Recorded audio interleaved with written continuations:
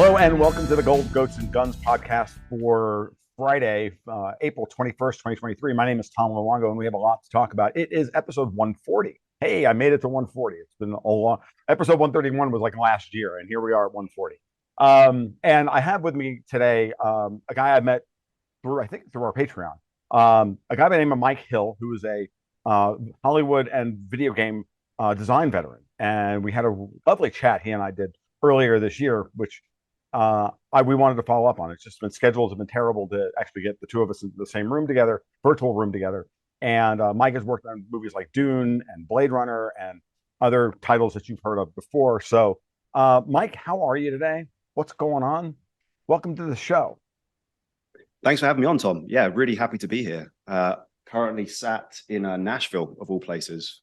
Last time we spoke, I was in the UK, but I'm in Nashville at the moment, and looking forward to continuing what we spoke about before, which was pretty well ranging in terms. Yeah, we were kind of all over the map, like trying to get to know each other about your experience working in the movie industry, my understanding of that industry from an outsider's perspective, from kind of a structuralist and writer's perspective. We had just a great talk on this stuff, and unfortunately, I didn't record any of it, so you're all just going to have to sit there and go, "What in the hell did these guys talk about?" Well, we're going to go back over that stuff today. So, as always, feel free to use whatever foul language or invective you want. It is, it is an open space. Just, that's it. So today I was thinking about this, right? And as a matter of fact, we were just chatting before this because about like 9/11 and the classic misinformation that exists within that exists within that space. Like 9/11 conspiracy is like its own industry 20 years later.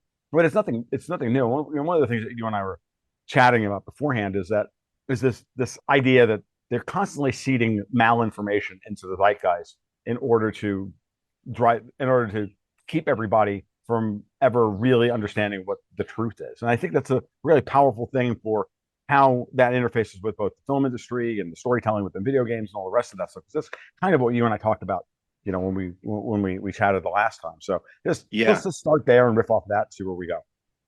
Yeah, for sure. So we were basically just saying, when it comes to trying to interpret and understand world events and world history, no one has their handle on what actually happened. We just can get to some sort of consensus of knowing when the official narrative doesn't hold up. So in the case of 9/11, it doesn't hold water on any logical or even on an incentive base, like the idea of the incentives of terrorists to blow up the World Trade Center, blah, blah, blah. So anyone who's sane can agree that, how things transpired in that period are not what we've been told. And then it becomes a matter of everyone's just trying to navigate the likely probabilities in that space of uncertainty of what could have happened. But it can get out of control pretty quickly. I mean, I've heard very convincing narratives that, I remember when I was sort of 18, 19, which is back when this happened. Right. When Zeitgeist came out, it's an incredibly compelling narrative. Right. And I work in narrative. So right. it's my bread and butter is I design narratives for films and TV and games. I work on the mechanisms of how we manipulate people on an unconscious level. Right. I have to come up with convincing narratives that people buy into, which is where you set up, incentives and problems and solutions. So it's always fascinated me, all these events. And, I guess that's pretty much my takeaway from what we spoke about is no one knows what's going down. And you just have to be sort of very, very self-aware about how easy you can buy into certain things. That doesn't mean I don't subscribe to some theories more than others. I certainly have my personal opinions of what happened.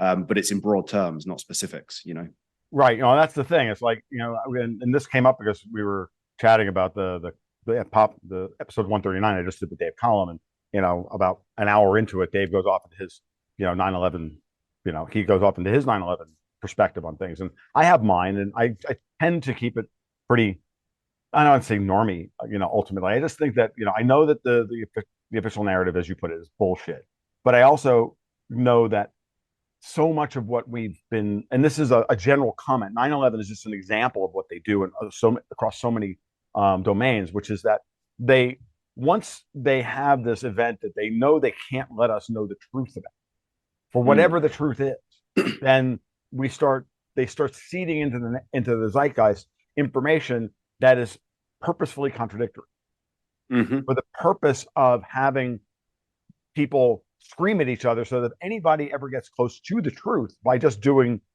honest to God analysis of the Mm. events of this, that, everything else, that you wind up, they wind up getting shouted down by those who, have some other fact at their disposal, which they think they know.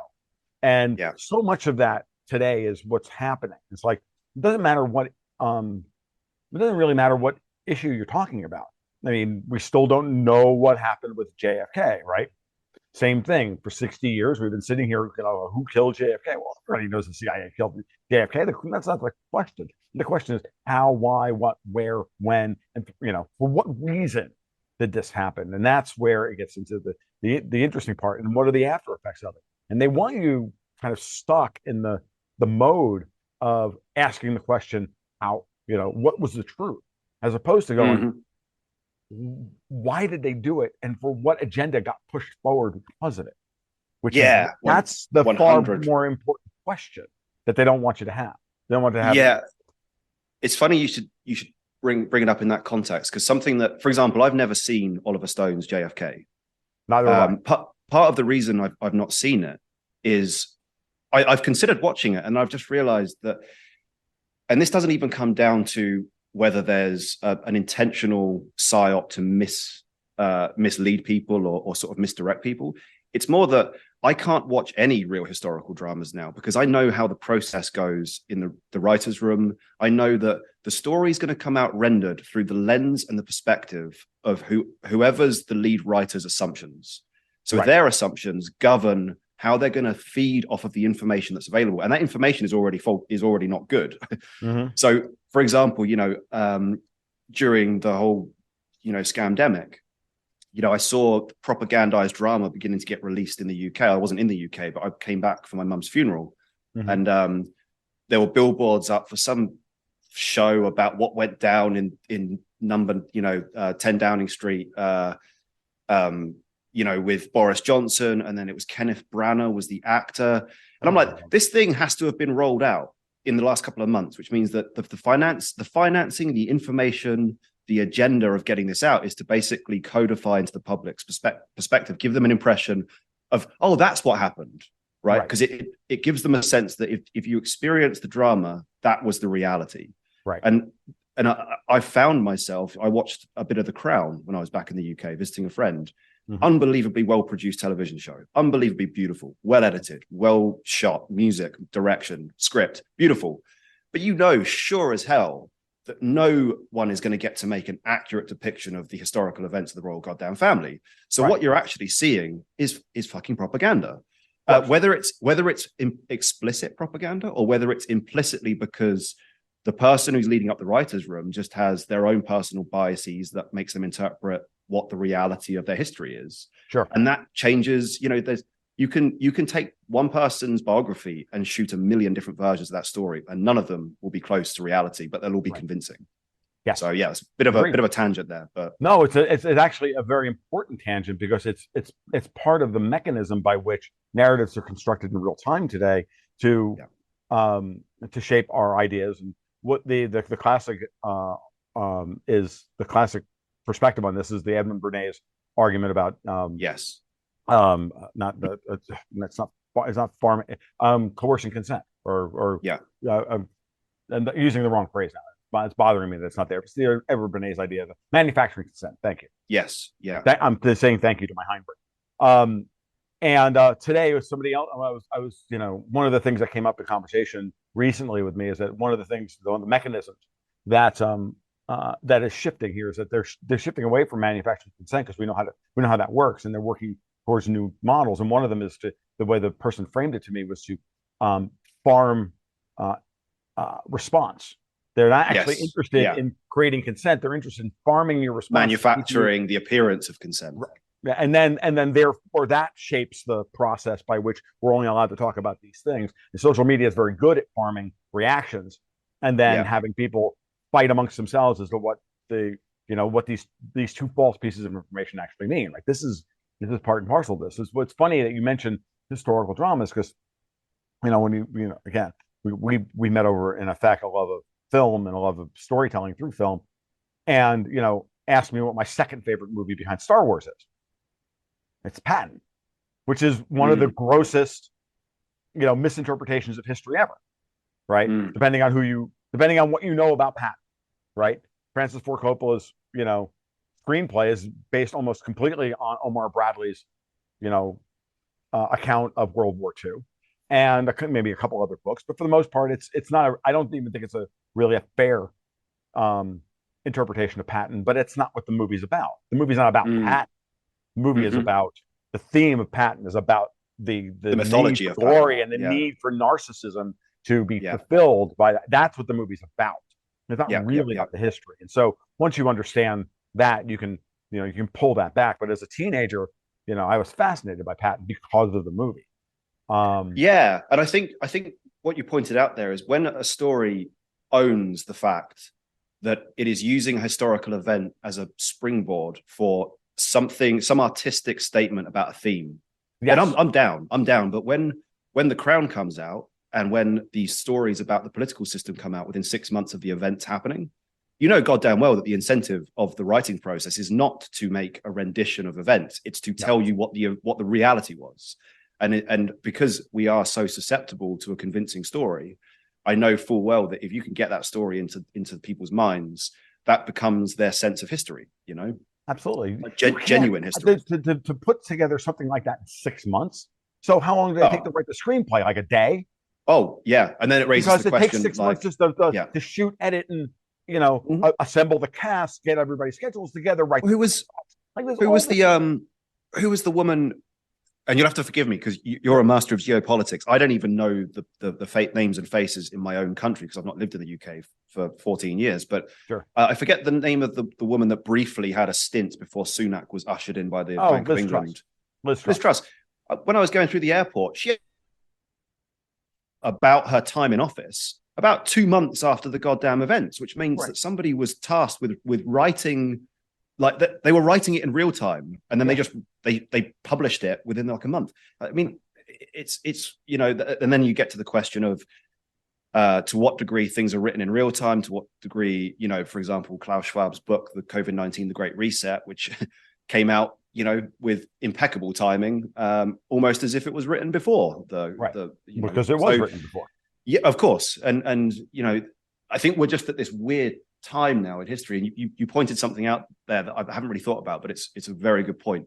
When you can no longer manufacture consent because the speed of let's say public information consumption is so high, the next best thing is, instead of faking the narrative, you just fake the public response to the narrative so that people move into the hive mind and they go, oh well, everyone else believes that, so I'm not going to buck that trend, And we know with great certainty that the bots you meet on Twitter today are far more sophisticated than they were 5 or 6 years ago.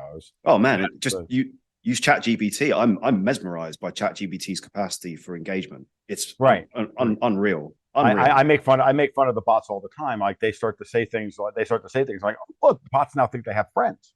Like the bots now think that they have agency, and like, am I supposed to pay you? Am I supposed to tip you 10 cents for replying to you now because I I'm like walking right into a Philip K. Dick fucking novel or whatever? Like get out of here. Like I'm waiting for the day when my door yells at my microwave yells at me and says, you owe me 10 cents to use me. Like I'm waiting for that day. But I got news for you. If Klaus could figure out a way to make that happen, he would, because there's no way that they do not want to put up a toll booth between you and the rest of the world in every way, manner, shape, and form. Because that's their business model, which is how they believe they can maintain control and maintain the manufacturing of reality. Yes. And this is where the dream factory of Hollywood is so very, very dangerous. Because it has such ability to manufacture reality, not just with historical dramas, but with anything else as well. Yeah. And coming from, I have a very curious, incomplete thought or an analogy that I've been sort of working on to do with the nature of conspiracies, right? Because when you say the word conspiracy, it comes loaded with the sort of, I don't know, the presumption that a load of people are in on some grand plan and they haven't told you about it, right? And it's absolute nonsense, because what a conspiracy is effectively what would be the right way? It's a consensus or a consensus of dull minds being incentivized in a bureaucracy. And what I mean by that is, so a film production. That's brutal, by the way. That's great. Go ahead. Keep going. Sorry. Like a film production is a conspiracy. So let me articulate what happens on a film production in like layman's terms. I know you know this, but like just so we can see like the consilience between a state and a film production.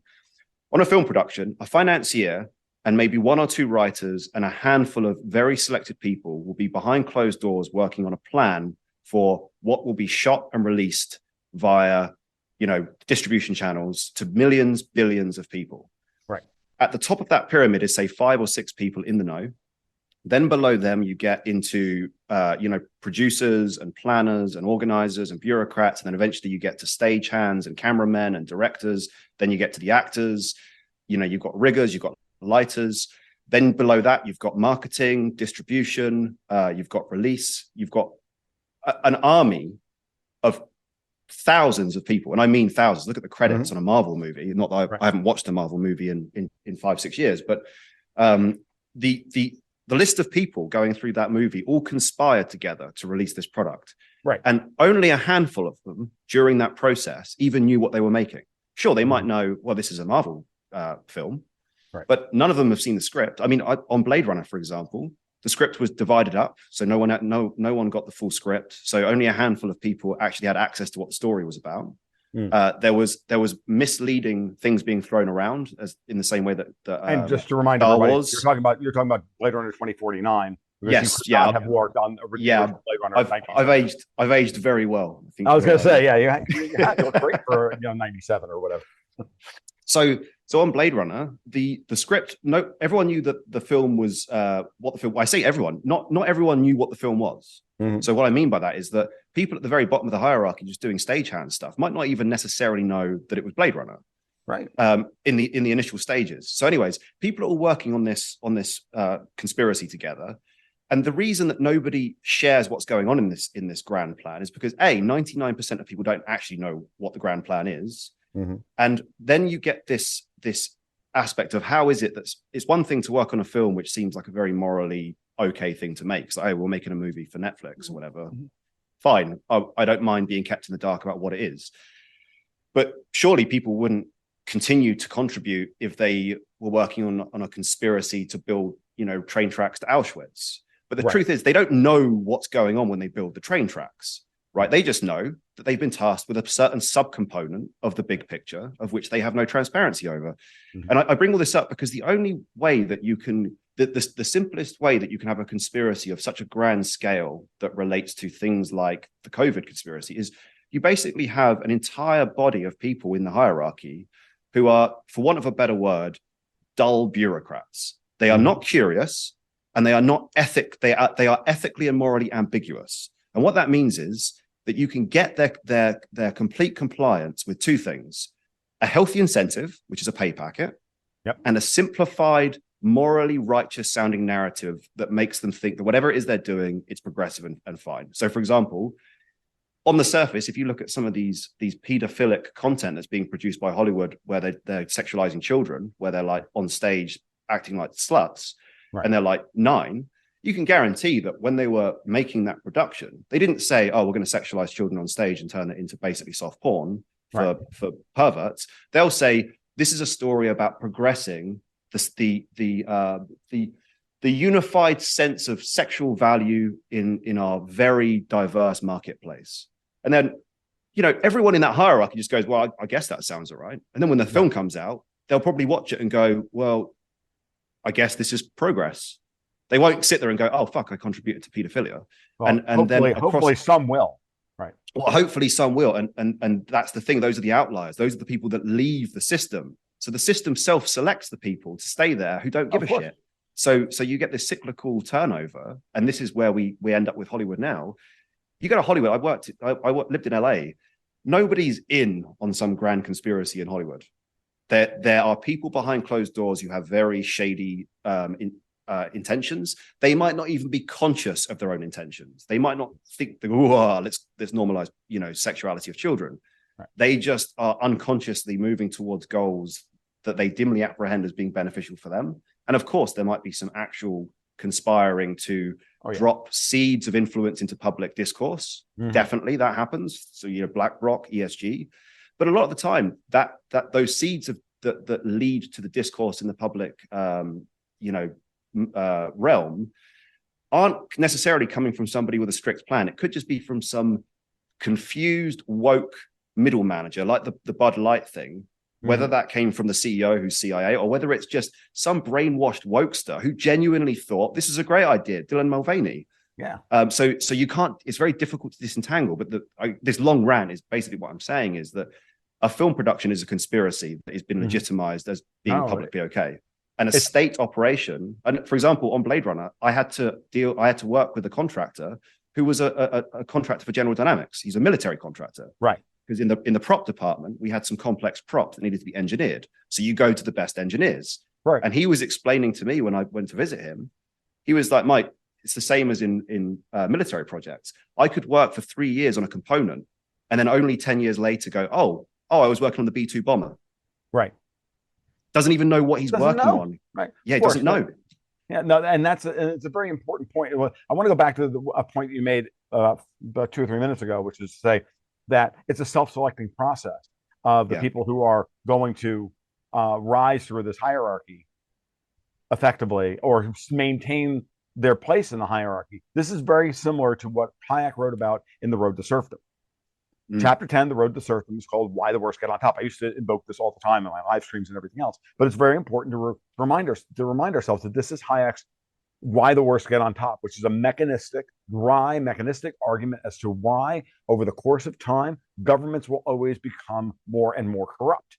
Okay, because the basic argument, and in Hollywood, it's a similar, analogous process, which is to say this: who's attracted to being able to wield power,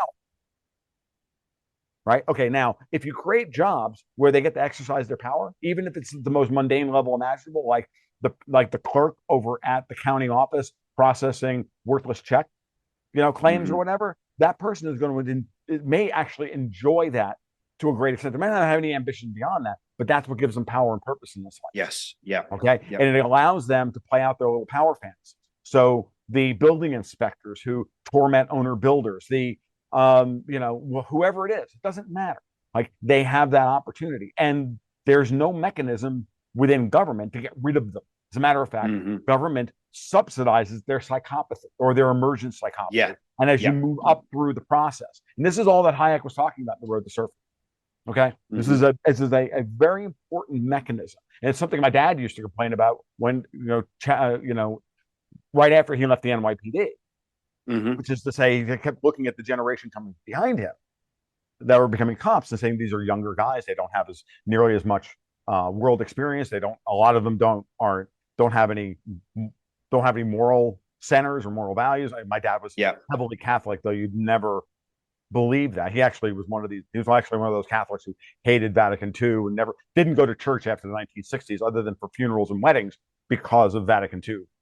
I didn't know any of this until after he died, to be honest with you. Right. But he never wore his faith on his sleeve at all, and he was and he was an incredibly profane man because, 30 years as a cop will do that to you, right? Yeah. So, but at the same time, he complained to say we're going to see a breakdown in policing because these kids because the guys coming in don't have as much world experience, don't have as much life experience, aren't fathers, aren't this, other than that. It was the same thing that my Taekwondo instructor said to me after he was on the Alachua County Sheriff's Office.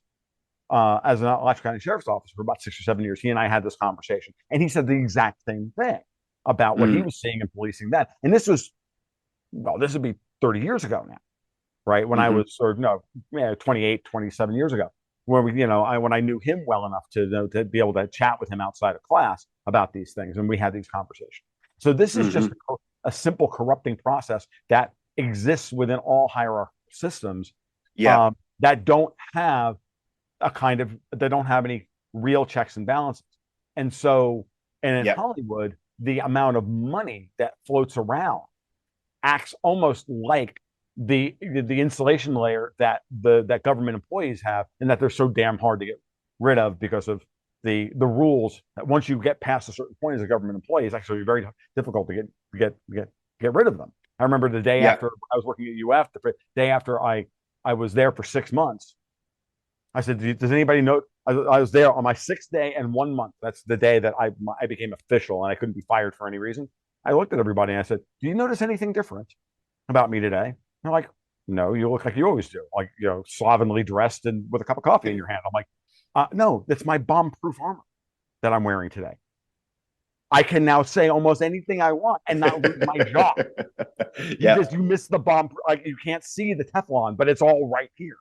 Yeah. And Yeah. they're Yeah. like, "Oh, you're right." But that was the radical libertarian in me reminding everybody. Just I wound up staying at the job for 5 years, and then when I got an offer to go and work for a startup, I said my conscience said to me, I have to get out of this because it was destroying my work ethic and it was destroying, it was destroying so many things about my personal ethos. I was like, I can't do this anymore. But I think but there's you a made a great point there, Mike. I just wanted to make sure that we put a finer point on it. So no, it's great because I'm actually just going to continue on your point, which is this idea of people succeed until they're incompetent, but then there's no mechanism to get them out. And the selection method for most corporations, anyway, like you said, people that strive for power or incentivized by power want to climb that ladder. So sociopathy is highly is a benefit in the short term, is a beneficial capability until people start to ruse the fact that you're actually a sociopath, and then they like an immune system, they want you out. Right. But here's where film is such a toxic environment, because the entire nature of film is about the glorification of narcissism. Sociopathy and narcissism actually come bundled as a mutually celebrated feature, which means that in the film industry, not only do you have sociopaths, they're celebrated for being sociopathic. So the people at the top are, they crave celebrity. And then what you've got left is a very hierarchical thing of sociopaths that got to the top because they're shameless. And then a load of people who stick around in this structure because they're morally uninterested in how corrupt the whole thing is. And they just want their paycheck. So you've got betas being led by sociopaths. And I was very shocked because I'd come from video games, which is a completely, not completely. I mean, now video games are very similar to film because they've been taken over by corporate entities like Activision, which are hierarchical in nature. Right. But the video game community and it's the people that occupy video games are a different beast entirely. It's a lot of introverted, cerebral programming types, and creatives. So it's different structures. So when I ported over to film, I was really excited. I was only 28 when I worked on Blade Runner, and I had such naive optimism. I had felt like I wasn't learning anything in the games industry because there wasn't like elders and initiates that could lead you to higher knowledge. And I love film, like you. I love film, or loved. And when I got there, it took me 2 months to actually get past the denial stage of realizing that most of the people there were massively incompetent. And when I say that, with a caveat, Denis Villeneuve is an incredible, talented, lovely human being. I don't speak to his character or his capacities as somebody. I'm not going to claim intimate knowledge. We're on first name terms. That doesn't mean he's my friend. It doesn't mean I represent him. I'll just say that there are good people that miraculously it is known within the industry, very well known, that he is just fucking too nice. It's a miracle that he's managed to get to the top because he's a genuine human being. Right. But there are many people there that are have been rewarded by the system and inertia. They are passengers to their own success, and they're no longer competent enough to be in the game. But I can tell you the inefficiencies in the film industry will be part of its downfall, because it is not a sustainable business model when 90% of your when 10% of the people above the line cost 90% of the production, and they're not very good at what they do.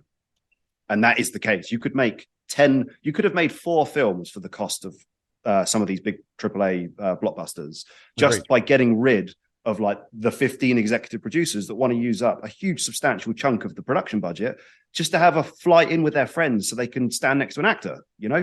Meanwhile, they bust down the riggers and the lighters, and make them like try and hack down their contracts by like, 5 cents to save the production money when they've just spent 50 grand on a private jet for some dickhead who's not even part of the production, So it's, anyways, I'm going off on a massive tangent. Oh, no, this is really important because this is endemic all through our society. And so much of this, and certainly the excess, the worst creative excesses of Hollywood of the last 15 years are mirrored by what? Zero cost money. Yes, 100%. It's not really hard for me to make that leap. I mean, I know this, I'm like a dog with a fucking bone with this shit, but it's not hard. You see it. The corruption of zero cost money is endemic everywhere. It's across everything. And I think that, that it's like Martin Armstrong talks about the cycles of history all the time. And take salt Socrates to taste and all of that stuff. I'm not taking anything away from Marty or by invoking him here in that way. I just want to remind everybody that, I think Marty's interesting. I think he's fascinating. And I can tell you that he was spot on in his original statement that we've already reached peak professional sports. Like the ratings for the Super Bowl peaked years ago and we're on the downside. And it's the same process. And what you just mentioned about Hollywood is no different than what we're seeing in professional sports. And the money is coming, the money is drying up. Our tolerance for them thinking that they have any kind of social, they provide any kind of social value other than raw entertainment, and that we actually give a shit about what your politics are. Oh, by the way, we don't. We care about what the writers' politics are. We care about what the directors' politics are because they're the real what creative drive there is in that industry. It's in them. It's not in the actors. Okay. And so there's only a few visionaries who are iconoclastic and contrarian who are surviving in that environment. And they're fighting an uphill battle against the bureaucracy. That's where Denis Villeneuve is a true exception because he's both an incredibly likable human being of immense talent and he can produce money for the studios. So of course, but at the moment, everyone is disposable in this system if they're not going to go with the flow of the ideological. Like I've been cancelled. I don't work in. I had very, let's say, undiplomatic views during the scandemic about everything because it was the boiling point. Like you speak about, like for example, I maintained my sanity through material such as the material you put out during this COVID nonsense because it was so clear that the level of deceit that was flowing through every channel of society, from wokeism to Black Lives Matter to bloody social distancing to wear your bloody mask to you can't leave your home to grandma's, do your thing to save grandma. To come across anybody that was speaking in the perspective that you were, and I found multiple sources of inspiration during that time that just became stabilizing features like Cliff High, iconoclastic people. Though, like, I don't know how I connect this to film here, but film became so self-evidently an instrument of the ideology that I despise, that when I started to talk about that, I was immediately vetoed. And it was, and here's the interesting thing, when I would be vetoed by people that some of them owned studios. So they would reach out to me and be like, yeah, it's my studio. I have to let you go. I don't want to, but there are people here saying they won't work here if we continue hiring you. Right. So you realize that at this point, the bureaucracy of the ideological dull mind is the tail wagging the dog. And that's at that point, that this system is going to run itself into the ground financially, ideologically. And like you said, now the average man on the street doesn't just sit there passively and listen to celebrities like tell them how to think about modern issues. People despise these people now because they've been in a bubble of narcissism for so long. They don't realize that actually everyone's fucking sick and tired. Yeah, I don't want to be preached at by some fucking gimp actor up on stage telling me about climate change. The latest one today is who wants to listen to Alyssa Milano complain to Elon Musk because she can't pony up $8 a month. Like I thought you were all about. I thought you were all. I thought you were all about the community and giving back. Like, you can't support Twitter for $8 a month to ensure that somebody who can't afford $8 a month can have a place like Twitter to go in and express their views. I thought you were Bette all about giving back to the community. Yeah. Oh, dude, this is amazing. And the best thing was that I saw a post from a thing from Bette Midler where she said something to the effect of, this little rat wants to charge me $8 after everything I've given this platform. And this is the narcissism, right? It's like, no, this platform exists for me. Yes. Because I'm the center of the goddamn world. Right. You know, that's what all of these celebrities I have been led to believe. I am so not shocked to hear that out of fucking Bette Midler. Or Bette Midler. People. But it's the ghoul. It's unreal. It's insane. I'm like, no. And remember that, the $8 a month for Twitter is they're not angry that they have to pay $8 a month. They're angry that you get to pay $8 a month. Before they had something money couldn't buy. Now you can just buy it now, and that's what they're angry about. But it's funny. You mentioned Denis Villeneuve as one of the people within Hollywood that have somehow survived. I can tell you, like, something near and dear to my heart. I've talked about this on multiple occasions. It's very clear that when Warner Brothers got their hands on what Zack Snyder was trying to do with the DC films, they were like, nope, that has to stop. And then they committed acts of vandalism against his films. Whether you like whether you like Batman v Superman or Justice League or not, they are clearly stating something and about a restoration of the heroes and faith and this and that, all of these things that are so fucking anti-Hollywood that they were willing to destroy their own properties. Yeah. And then during the transition from Warner Brothers to Warner Brothers Discovery, when everything was going to be restored after, then clearly someone behind the scenes kept putting pressure on Warner Brothers to not restore any of that. And it's very, very clear. It's so very obvious what's been going on for like the last 4 years now, because they don't want it to come back. So full disclosure, because we chatted at great length last time about like Star Wars, the DC universe. Full disclaimer, I haven't seen Batman versus Superman. I can't speak with any insight into the DC universe. So just so you know, let's not go down that road. I can't offer anything. I do recommend you watch them because it's very interesting to see how, and then to watch Snyder, who I do believe is one of these guys who is just a genuinely nice guy, wants to make movies about things that matter and bring up things that are not, and to still talk about things, at a metaphoric and archetypal storytelling level, epic level. And I mean epic in the terms of like epic, of the epic and mythological. The mythological. Well, because last time I remember we touched on this subject, and I think we both found fruitful roots in Mad Max Fury Road, which served the same function of basically being very subversive. And we discussed like something that, and I speak to this. I didn't work on Mad Max. I have no connections to Mad Max, the way that the production happened, but just from being just common sense, Mad Max was released in 2016, I believe.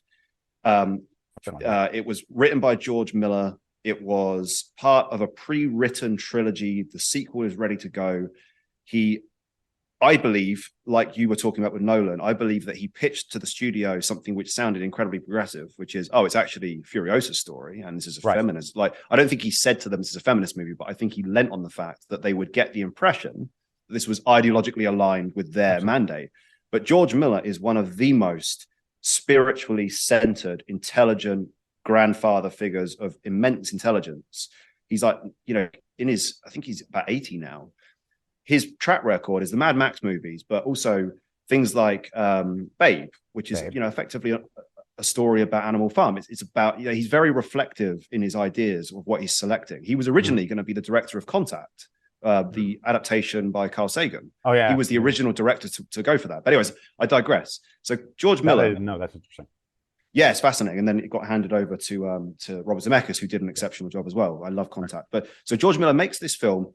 He's delayed in making it, has to change actors, goes to Tom Hardy, gets these great actors on board, creates arguably one of the best action movies that I, for my own sins, didn't even watch the trailer because I was like, I don't want to watch another Fast and the Furious movie with car chases.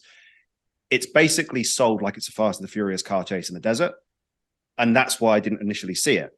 Then people kept on telling me, you've actually got to see this thing. So I go and see it. And I realized that it's this deeply subversive mythology that is anti-state, anti-communist, that is not a feminist manifesto. Mm-mm. It is a humanitarian manifesto that's Absolutely. about the individual versus the state.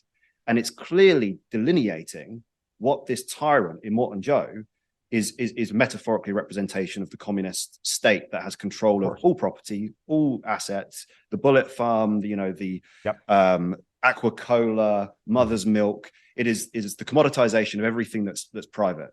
Mm-hmm. And this film comes out, not only makes a shit ton of money, not only gets 6 Oscars, not only is loved by everyone who may explain it as because it's feminist, but actually it's because it's human.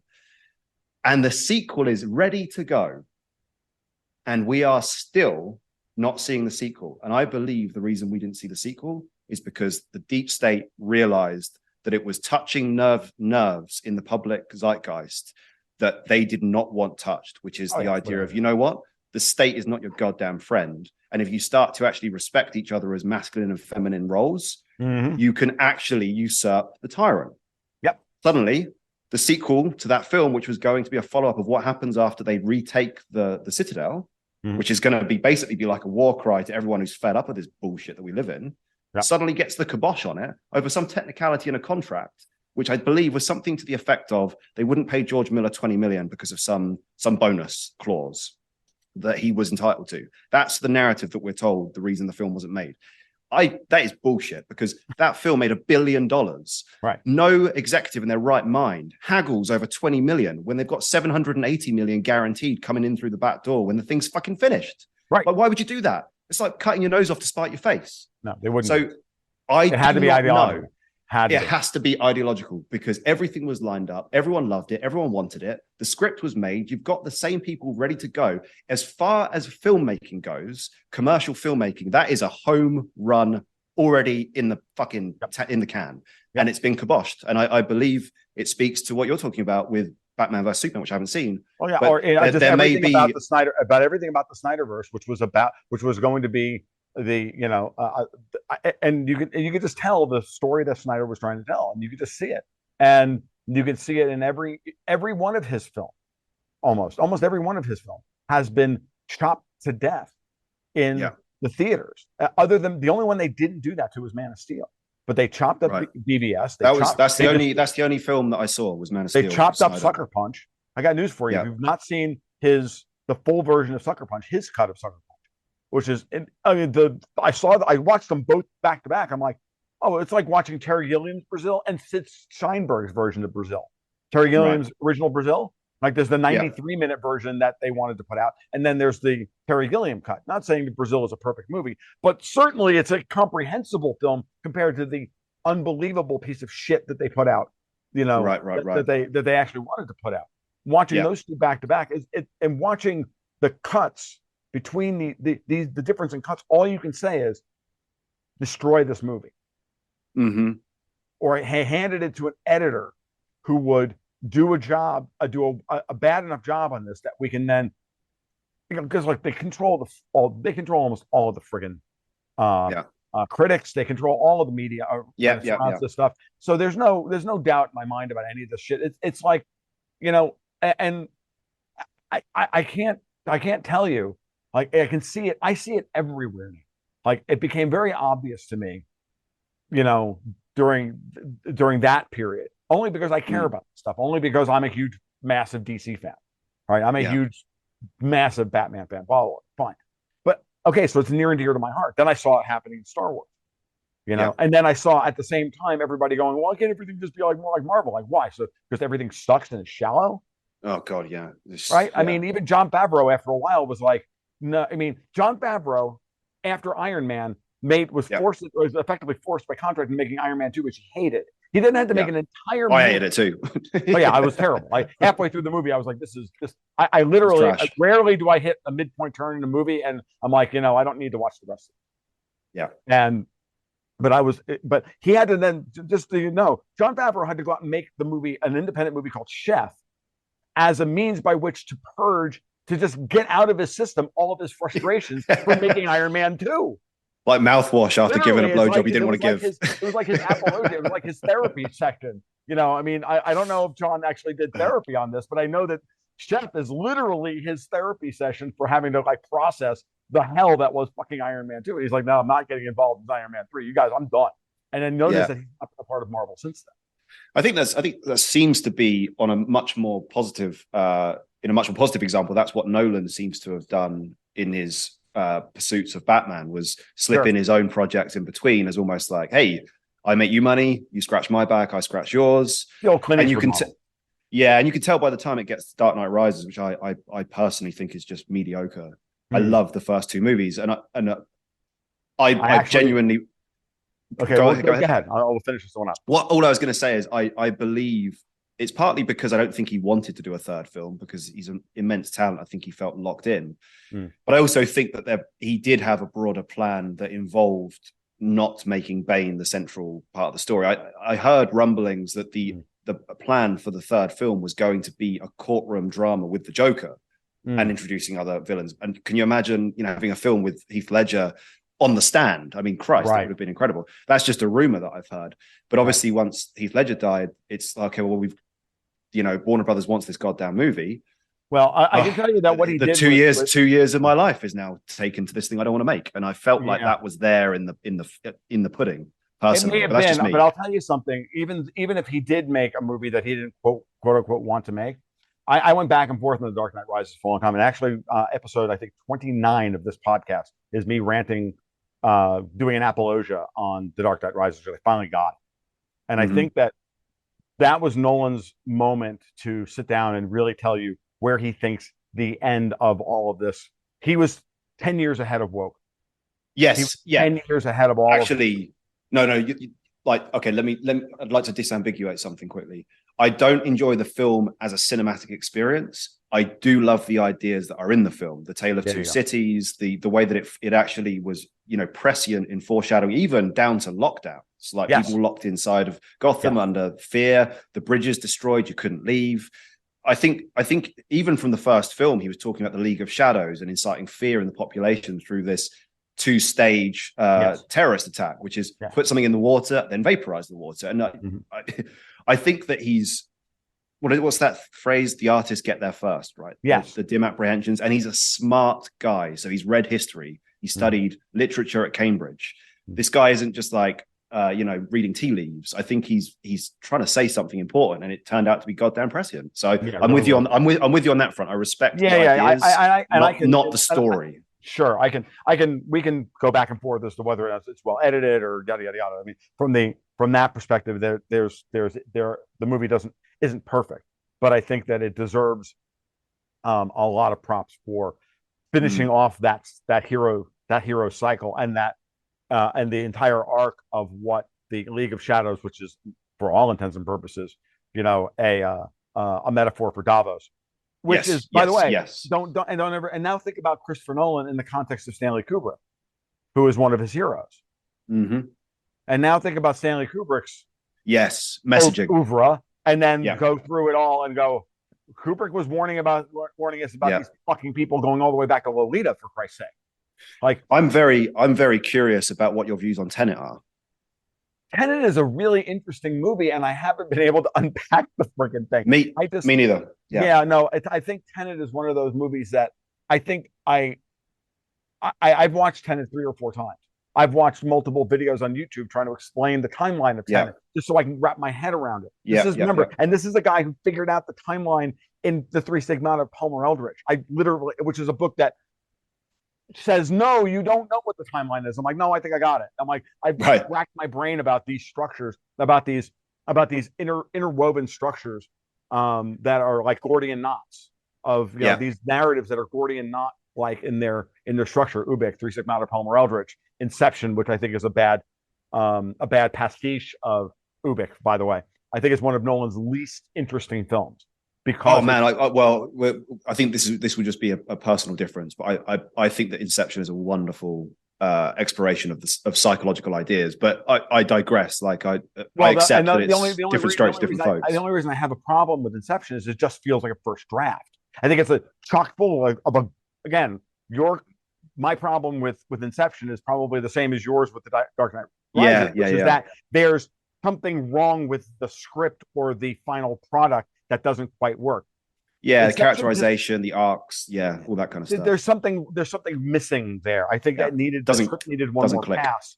Is my thing. And then he's also treading on kind of hallowed ground for me, because Ubik by Philip K. Dick is hallowed ground for me. Well, And I don't know. if you have not read Ubik, then you'll once you've read Ubik, you'll be like, oh, that's where Hollywood gets all of its ideas from. One thing So that I did pick up, because I'm a massive Nolan fan in general, yeah, I did not enjoy Tenet as an experience. I found it. I still give Nolan the benefit of the doubt that he might have just be so far ahead, and we're quite old, and the younger generation thinks at a different frequency when it comes to editing and consumption. I'm wondering if simply he's actually had the foresight to go, actually, people are going to understand a new grammar in film soon, and I'm going to jump the gun and go straight to it, which is possibility. Very but possible. One thing I did find interesting, which resonates with what you mentioned about his love of Kubrick, and of course, he'll have a deep understanding of what Kubrick was, an appreciation of what Kubrick was attempting to message subliminally, is that in Tenet, I do believe that there is actually some sort of a commentary going on about the Davos / let's say the 9/11 mythology, because in the film, the Freeport is a Pentagon building, which is a reference to a book by Abba Abbott called Flatland, which is about interdimensional, about how higher dimensional beings would perceive our dimension. If you haven't read it, it's a fascinating book. It falls off the bookshelf in Interstellar. So it's one of his inspirations for Interstellar and Tenet. It's interdimensional. Okay. But the Pentagon building where the Freeport is, what happens in the story? A plane filled with monetary value, gold, which is being looked after by a load of Arabic aircrew, gets hijacked and flown into the side of the Pentagon while it drops gold bricks out onto the tarmac. And I just think that particular iconography that he selected, when you hear about Donald Rumsfeld the day before 9/11 said the Department of Defense cannot account for $2 trillion. And the next day, the accounting department of the Pentagon gets blown up, ostensibly from a jumbo jet, and value suddenly gets reappropriated somewhere else in the system. And then there's this image of a big jumbo jet, which is apparently manned by Arabs with loads of gold. And as it flies this jumbo jet into the side of the Pentagon, it drops gold out the arse. Right. And I just feel like with Nolan, I just wonder if he is specifically attempting to leave breadcrumbs in the nature of his stories, because there's a parallel between, if you'll indulge me for 1 second, sure. there is a direct parallel between serial killers and psychopaths and film directors, in that they want to be caught, so they leave breadcrumbs, because when a serial killer goes off on a killing spree, like the Zodiac killer, his ego is like, I am a genius. Like, no one can find me. I'm leaving them goddamn puzzles. I'm leaving them clues. And what ends up happening is that they're quite often caught because their ego demands attention. They go to the police station. They'll be like, hey, are you still confused about that genius serial killer? Like, how's the case going? They want to have their ego massaged. Right. Deep down, they're relieved when they get caught, because then they can spill the beans on the genius of what they did to manipulate everyone. And I believe that deep down, directors that are the masters of their craft, they're thinking not just about executing, they're thinking about like showing off in subliminal ways. And there's so many things. I watched The Shining recently for the first time in years, after watching Room 237, which is a documentary about what The Shining is supposed to mean. If you haven't watched Room 237, I've watched it. Yeah. I don't think it's particularly good, but I think some of it's an extreme reach, but it's very interesting as a it is interesting. I think their final conclusion that Stanley Kubrick made a movie that defied logical interpretation was done on purpose, and it became this trap he left so many clues for the film geeks to go through and try and figure out what Kubrick was actually trying to mean, that it was actually, he was just smarter than them, to the point where he trapped them in their own logic traps and left them in a hedge maze of their own narcissism. Yeah. Right. Because the film geeks who think that they know everything, then they go through and they try to dissect Kubrick's work. And that's their own form of narcissism, which is the thing. I'm so damn clever, I'm going to tell you what Stanley Kubrick's Shining means. And there's Kubrick going there. Oh yeah, that's cute. You think you're smart, huh? No. And then they Yeah, wind up, yeah. and they wind up in this. They wind up trapped in their own, in a fugue of their own, of their own devising. And I think but that's not what really what The Shining. I thought that was an interesting way to end Room 237 as a commentary on Kubrick and film criticism. But The Shining is actually really very simple. The Overlook Hotel is populated by the ghosts of the elite, and they just torment the middle class, and they do nothing but seduce the downtrodden middle class, the alcoholic, Ah, child interesting. abusing middle class, and they Yeah. seduce them with drugs, sex, and rock and roll, and all the rest of it to become one of the club. That's Right, right, all it right. is, folks. It's really just Eyes Wide Shut Yeah. through the middle class, as opposed to, and Eyes Wide Shut is just the same story, except Tom Cruise, is at the cusp of becoming one of those A people, member. Yeah. almost a member, but he's not quite allowed to be a member. But oh, by the way, you could aspire to be a member if you did this, this, and this. And Bill's not quite willing. And all you have to do is give us your wife and Yeah. your daughter. Yeah. Yeah. Yeah. And if you give us your wife and your daughter, then you can be a member of the club. Fascinating. I need to rewatch Eyes Wide Shut. Because that is not one I've seen it before, but I haven't watched it through the lens of trying to interpret it, if that makes sense. I've only watched it twice, and I haven't watched it since I had that idea and that insight put into my head. And I'm avoiding watching it a third time because I might see a lot of things in there that I don't want to see. Right. You know what I mean? There's also a lot of commentary in there. I don't know if I'm strong enough to watch it at this point. I mean that sincerely. There's a lot. I got a lot of. We all have water under the bridge in our own lives, and and that movie cuts really deep if you've had any kind of marital trouble in your life. Not saying that Camille and I have marital trouble. No, we've I had know, it in I the know what you past, mean. and it's like one of those things where you're like, oh Jesus, I don't know that I want to go through that right now. Yeah, for sure. There are certain films that when I know that they would be valuable to watch, but I flinch at the idea of like I can't deal with this. I've definitely become a bit what's the word? Almost a little bit too cowardly in what considering that film is not a physically threatening medium. The fact that I can be afraid of certain movies is quite a fascinating.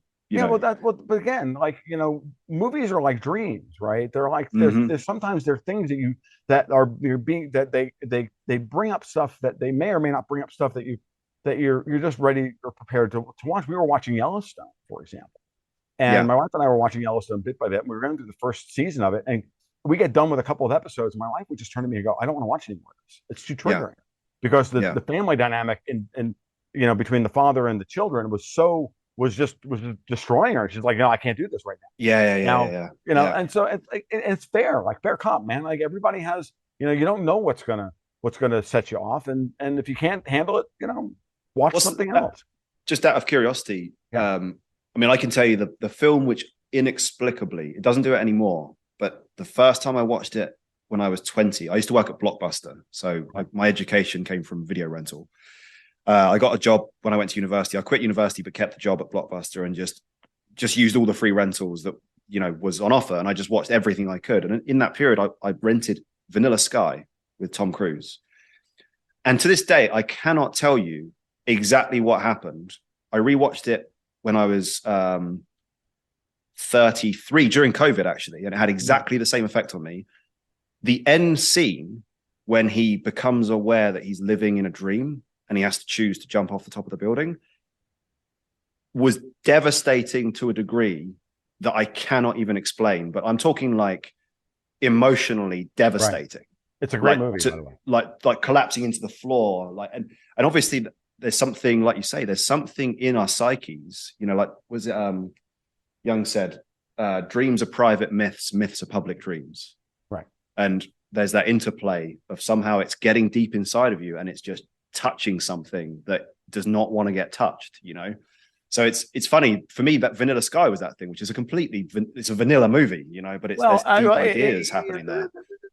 Don't diss Vanilla Sky, because again, like I said to you earlier, go read Ubik by Philip K. Dick, and you'll realize where Hollywood gets all of its stories. Vanilla Okay, Sky all is right. yet Ubek. another Ubek.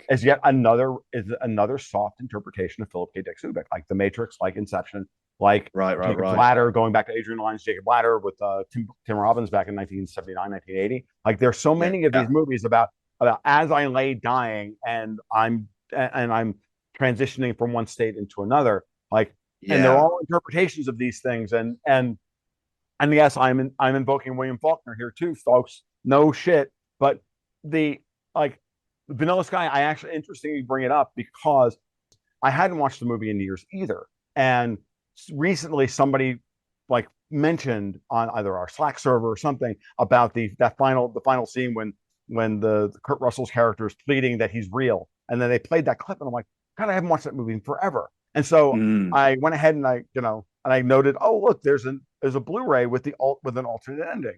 I'm like, well, that's interesting. It was $4. I'll buy the Blu-ray and I get to watch all them. Then the extra material is always usually worth the Blu-ray. So I bought it on Blu-ray, watched it, and reminded myself, like, well, this is an excellent film, and I think that I agree with Cameron Crowe's final choice, which is that the published ending is the right one, and the original ending wasn't quite as good.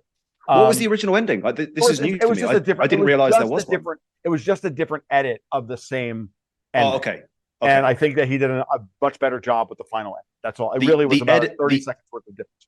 The editing of that final scene, everything about it is perfection. The elevator ride up, the music, the intercutting of the memories, the description of how he constructed his own reality, the conversation he has with the projection of this woman in front of him. And when he jumps, like, and I forget the name of the musician, that Oligopoly soundtrack is on, and he's just dying. Like, it makes me want to cry just thinking about it. I don't know why. It's a really powerful moment, and it's so powerful. And Cameron Crowe's a guy that every once in a while just like he knocks it out, slams it home. Yeah, he does. He really does. I give him credit. I don't watch all of his films, but every once in a while he just and good on him. And like, not every artist has a great project in them every time they go out. Like, it is the way it is. So, but yes, as far as the edit is concerned, if you can probably find the alternate edit if you're interested, because I know you would be. It's probably on YouTube somewhere. You can watch the differences between them, and it's not a lot, but it's enough to know that he did a second pass, and that second pass was better. And to your point, it was much better. And excellent. So, but just to remind everybody, it's like my final point, which is that so much about what Hollywood has, and again, this is a good thing. Like, Philip K. Dick is Hollywood's best screenwriter, because like all of their best movies in the last 30 years all owe debt to Phil Dick in some way. Even when they do a direct translation of his work, it rarely works properly. But when they reinterpret it, reimagine those ideas and those themes, they come up with really great ideas. But his work is one that most people just don't get, and they have to strip out all the really important stuff, and they get only an aspect or a facet of most of his work. I don't care if you're talking about The Man in High Castle, which was the great series on Amazon, or even the best interpretations, Minority Report, Blade Runner, and others. They've certainly stripped certain things, and most of the religious iconography and the religious tensions within all of Phil's best work. They stripped that stuff out. And interesting. And again, it's because it's really, really hard. And his books they're only this freaking big because he wrote them in 3 weeks or whatever. But such an immense mind that so much is encapsulated in those 180 or 200 pages. And you're like, yeah, we can't put all that to a 2-hour movie. And of course, someone's going to do. And again, this speaks right back to your original point at the beginning of this podcast, which is that the bureaucracy and the conspiracy of making a film has a particular point of view. Yes. Yeah. And no matter what you do, they're only going to capture that point of view. And the best example of that is Peter Jackson's Lord of the Rings trilogy, where he wanted to make a war movie, and Tolkien was having a discussion with the world about, anarchism, right? Because really, the Scouring of the Shire is the most important chapter in all of the Lord of the Rings, right? When the hobbits go home and have to finally fight Sauron to reclaim their homes. That's what they're fighting for the entire time. And Jackson never understood the Scouring of the Shire. He literally has said, like, and then this weird thing happens when they go home, and they have to fight for the Shire, and like, oh well, I haven't read the books. I did not know that is a feature of the dude, books. you have to go read the books. You have to read Tolkien. Wow. God, that's a radical ending shift, because they just wander back into town at the end of Lord of the Rings, which I actually think is an appropriate ending, because for Peter Jackson's narrative, it is. Yeah, it holds, but it's not very Tolkien's narrative.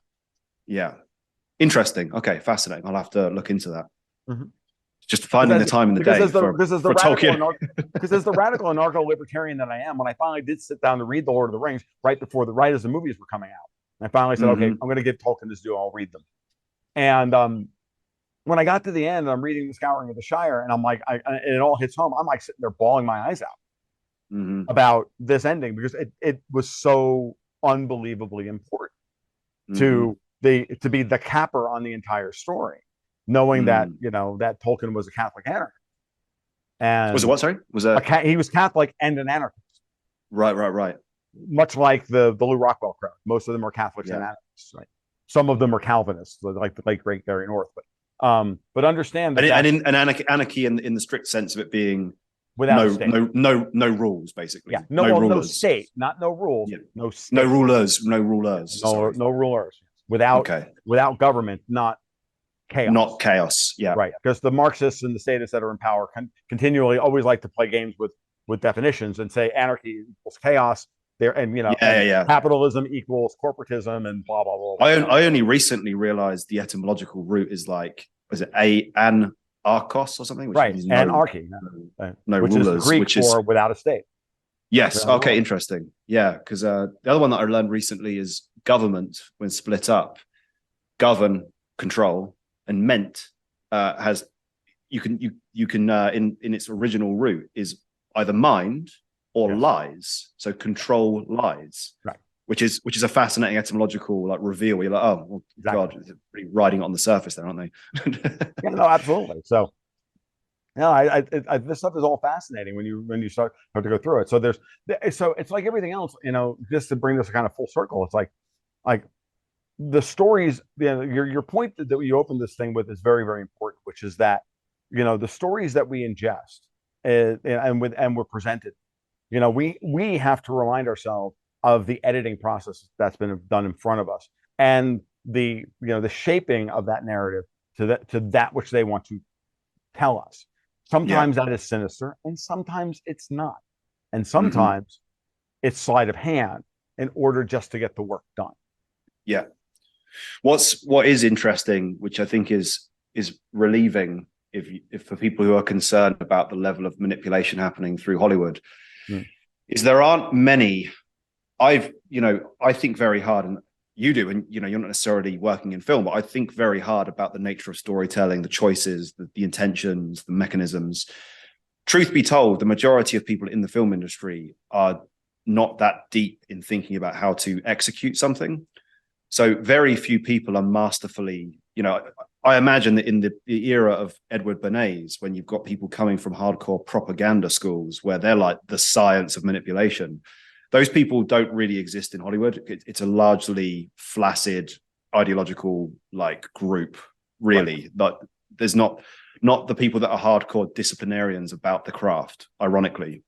So a lot of the time edits are crap just because they're crap. But when you get someone like George Miller, Mad Max, he storyboarded out every single shot of that movie. Well, I forget. I think it was Brendan McCarthy who actually drew them all. Yes. I know we spoke about this. Yeah. And every frame was carefully selected for its iconography, its grammatical consistency, its framing to not give people fatigue, which is why everything's center frame, so that your eyes don't have to move around the screen when it's doing rapid cuts. There's more cuts there's an amazing stat about the amount of cuts in Mad Max Fury Road compared to the cuts in Jurassic Park, where the average cut in Jurassic Park is something 35 seconds. Right. The average cut in Mad Max is something like 2.5 seconds, because it's just so rapid cut, but it's not grammatically incomprehensible because every shot was planned for the editor to just stitch it together, which is an incredible achievement. It really is. And, one of I just thinking about this off the top of my head, because you brought it up in the James Bond movie, Quantum of Solace, the average shot length in that movie is less than a second. You're fucking kidding. No. Oh, yeah, because there are action sequences in that film that are incomprehensible because they're craply made. They're just like obscuring, they're confusing rather than actually showing. Well, I remember that film being diabolically bad, but I actually, having watched Quantum of Solace a number of times now, I think it's one of those films that gets better with repeat viewings. Actually, I can tell you in the context of that fact that you just said about the cut rate in Quantum of Solace, it highlights something that I actually remember from that film, which is there is one cut in that film which is obnoxiously long, and it's when he's picking the lock with his Tagger watch on. And like clearly it's like a 6-second shot because it's like there's the watch. Like, there's the watch that we paid for. There's the watch we paid for. Yeah.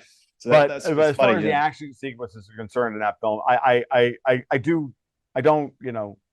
I know a lot of people, it's very divisive. My wife can't watch that movie with me, but I've now watched it enough times that I can now see the method behind the madness of the edit. And the edit actually is far better than you think it is in terms of its shot geography and where it places you and the progression. It's just so fast that it's meant, I think, to mirror the lack of control that Bond is in at that moment in time. And that movie actually gets less and less frenetic as it goes along, as he gets more peace with it, as he stabilizes, right? As he stabilizes, and I'm not saying it was a language. I'm not sure it was successful, but it was at least an attempt at a language. Yeah, I mean they did it deliberately. It wasn't they were trying to mask the fact that they didn't have a story. They didn't have a great script, but they did have a method to the madness on purpose. Because a guy like Mark Forster doesn't usually make movies like that, and he's still to this day like I still don't know why they hired me to make that movie. What else has he done, Mark Forster? He's done mostly character dramas. I can't remember off the top of my head, but he's a director known for quiet character dramas. But I think if I'm correct, and I'm simply speculating here, but it's a known thing as it is with Kathleen Kennedy and the Star Wars people, that they hire not directors for their compatibility with being visionaries, but usually because they will do as they're told. So quite often, I know with the Broccoli family, they're very careful about selecting people who aren't gonna escape control, basically. Yeah. You don't want somebody that's bigger than the Broccolis taking over like Nolan, because then he's going to have a vision that they might not be comfortable with egotistically or even commercially. They might think it's, this isn't the vision for Bond. So I think maybe Foster was selected because he fitted that mold of, you know how to tell stories, and that's just a theory, because I think he seems like quite a placid guy. Yeah, he is. Well, he is, and to that point, it was always that way with the Bond casting, right? They would never cast people who were more famous than James Bond, than the person at the time playing James Bond as the villain or whatever, because they didn't want anybody overshadowing Bond. And then they got better at that. I mean, I think that, to give them credit, during the Daniel Craig era, they did match him with, good foils, and that only made those films better. And I think they're finally learning their lesson. Yeah, 25 or 30 films. I think Casino Royale, because it was the same director that rebooted GoldenEye, right? He only does Bond when he gets to start a Bond from scratch. So he was asked to come back. Martin Campbell. He was asked to come back and basically reboot Bond, the last film, not reboot, but do the last film, because they wanted to salvage. They knew that he was a strong hands, but he said, "Is it going to be a new actor?" And they said, "No." I said, "Well, I don't want to do it then, because I want to reboot it." Oh, I didn't know that he was asked to do No Time to Die. That's interesting. Yeah, because he crushed it on Casino Royale. And GoldenEye and Casino Royale. They're both excellent. They're both excellent Bond movies, and I would argue it's an underappreciated one. But Tomorrow Never Dies is an incredibly well-made Bond movie. But one other thing, going back to the selection method of cast and director, I never remember them by name. Is that the one with Michelle Yeoh? Yes, it is. Yeah, yes. And that's a great one. I rewatched it recently, and it is unbelievably good, in my opinion. I think it's an excellent film. But going back to the Bond franchise in terms of the selection methodology, you said about how they don't want somebody bigger than the character. Right. So like Daniel Craig, I think he'd done like Layer Cake before that. I think he's a really good choice for Bond. He was the best Bond ever, as far as I'm concerned. But I know that Denis Villeneuve and Nolan have both shown public interest that they would like to do a Bond movie, but they're not being invited. And likewise, Spielberg wanted to do a Bond movie. He did Indiana Jones because Lucas said, well, Broccoli's don't want you to do Bond. Why don't you make Indiana Jones instead? I've got this other IP that I'm working on. Right. That makes sense. Which is kind of interesting. But even Spielberg, when he had already proven his worth, probably proved his worth too much. That when he said he wanted to do Bond, the Broccoli's were like, nah, I think we'll stick with somebody that. I think we'll stick with John Glenn to do bad Bond movies with Roger Moore for another 10 years, which is what they did. Yeah, which I think, so it's interesting when you've got those IPs and who controls them and what the actual criteria is for selecting people to contribute. Sure. It just goes right back to what you were saying earlier. It's absolutely just part of that whole process. So and Bond is a very interesting character at this moment in time. Well, I think we'll kind of wrap it up here because he's a character at the crossroads, right? Because there's all of this pressure on them to make Bond a woman or make Bond a black guy or this or that or whatever. I'm like, and now they want to scrub the original Ian Fleming novels and all of that stuff as well, all the sexism and the alcoholism and everything else. I'm like, you guys can't do that. And if you do you can't do that. Bond, and then do you know what they should do? They should just do a period Bond, because Bond in GoldenEye, there's a line from Judi Dench. This is the first kind of stage of like progressing Bond into the modern era, where she literally says, "You're a dinosaur, Bond. Like, we don't need your type in this Cold War environment." Right. And that was like 1995. So they were pointing out the redundancy of Bond in the digital age in 95. Now it's a joke, like him having like hacking abilities and computers. They should just go back to the 70s and do a period Bond. Like I think that would be amazing. I would love to see Bond with corded phones and like where the technology is like analog. That'd be brilliant. Right. Makes sense. And pay homage to those values, Spy and all of those things, and all the John Le Carre movies, and you can John Le Carre movies, all that stuff. That's a brilliant idea. Yeah, so why aren't we running Hollywood?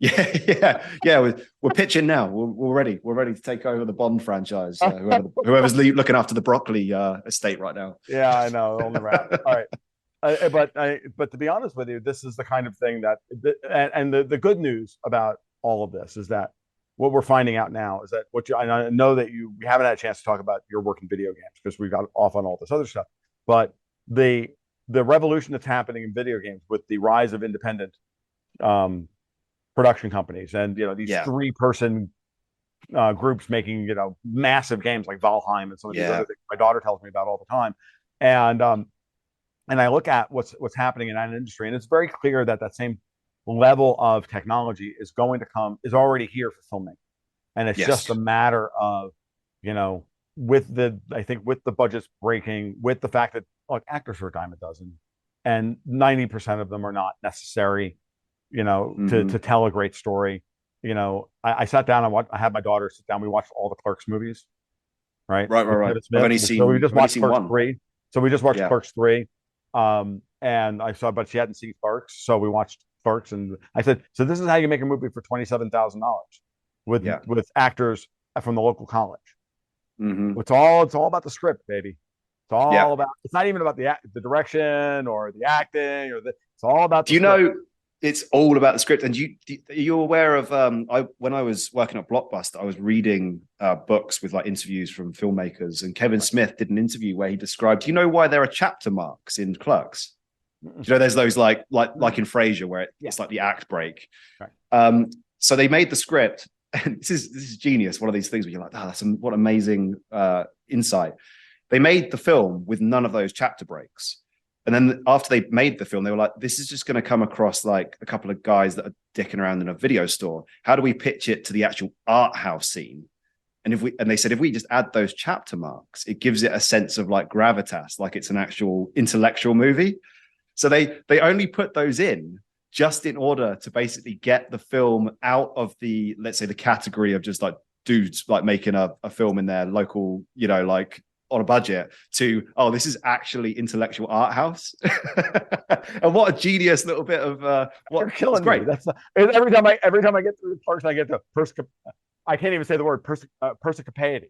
Right, the one chapter, and I'm like, that's hilarious. Now that I know, because now they're like, now people are looking. Now people are looking for intellectual gravity because of that one word. It recontextualizes like a couple of guys dicking around. Brilliant. Holy shit, that's great. I like Kevin Smith even more. All right, Mike. I got to run. Unfortunately, I could do this all day, but and we'll do it again in, I don't know, a couple of months or whatever. But well, I'd like to at some point. I'm actually, so I know you got to go, but I'm Mm. actually right now visiting Robert Breedlove. I think I've spoken to you about recently. He runs the What Is Money show, big Bitcoin, Right.